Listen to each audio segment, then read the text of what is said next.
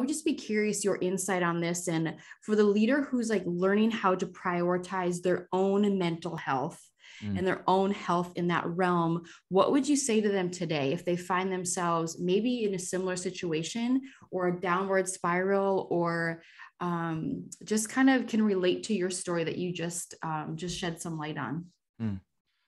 I think a couple of cornerstones here, and I'll just rattle these off the top of my head. Feel free to interrupt me. The first one is there is no such thing as an external solution to an internal hole in your heart.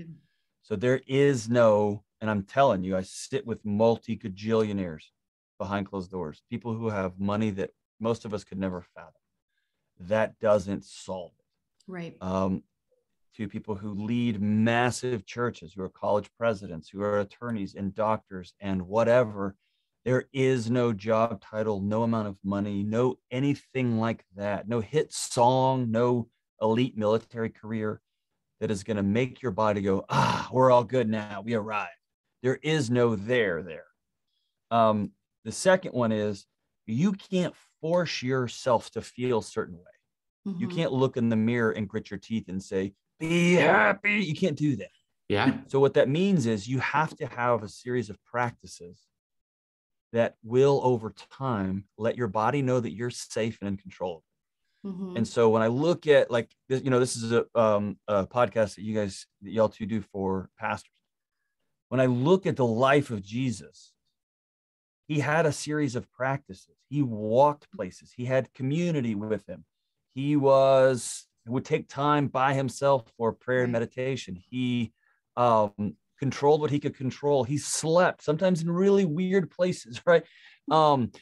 He had a series of practices and was tethered into something bigger than himself. Yep. And so we talk about a lot, like you hear in the Christianese, I call it like the peace of Jesus. Like I spent a decade, okay, what does that actually mean? Like, what is that? What is that thing? Right. That's a dude who just falls asleep on a boat in the middle of a storm because he's not worried about nothing. You know what I mean? That's a guy that just says, hey, man, if they don't want to talk to you, dust your sandals off and go to the next town. You don't got to start a fight. You don't got to throw punches. That's a guy who's surrounded by people who want something from him. And he notices her tugging on his garment and he bends down and says, are you okay? And so that is peace. That's not doubting. That's not concerned. So it's really what are a series of practices, and they look different for all of us. And then the third thing I would tell you is that leads me to be curious about your body, not judgmental about where you're at. Don't be angry or go to war with your body. So now when I start to feel anxiousness, I smile and go, oh man, what are you trying to protect me from? Like I ask my body, like, what are you detecting that I don't see? Because I think we're doing pretty good. And it may tell me, do we need to get some sleep? Or you had 18 bags of gummy candy yesterday.